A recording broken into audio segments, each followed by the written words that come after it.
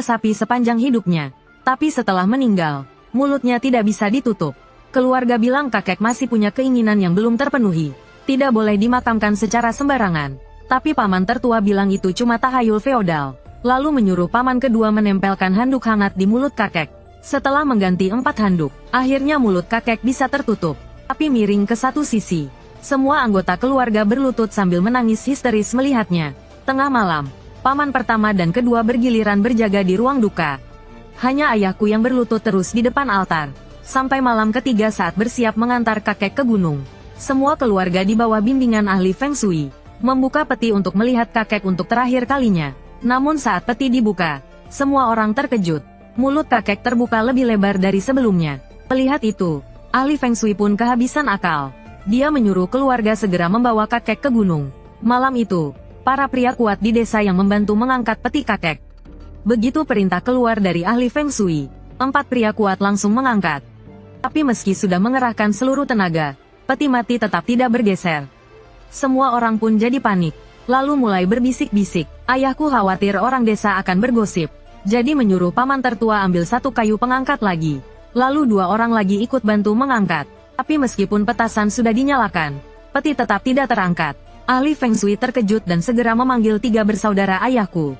Menanyakan apakah semasa hidupnya kakek masih punya keinginan yang belum terpenuhi. Ayahku dan saudara-saudaranya berpikir lama tapi tak bisa mengingatnya. Akhirnya ayahku langsung berlutut di depan peti dan berkata sambil menunduk.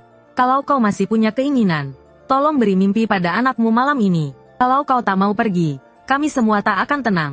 Anehnya, setelah ayahku berlutut itu, peti mati yang sebelumnya 8 orang tak sanggup angkat. Kini 6 orang mengangkatnya bisa langsung terangkat. Paman tertua khawatir akan ada masalah lagi jadi buru-buru ajak semua naik ke gunung.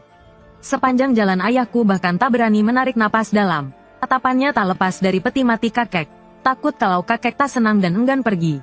Tapi untungnya akhirnya peti berhasil dikubur dengan lancar.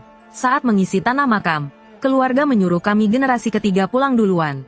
Begitu sampai rumah, hidungku terasa perih lalu aku menangis. Melihatku menangis, ibuku langsung memarahiku dengan keras. Hari pertama pemakaman dilarang menangis. Kalau tidak, arwah yang sudah meninggal tak akan rela pergi. Malam itu aku tidur di kamar tempat aku dan kakek biasa tidur.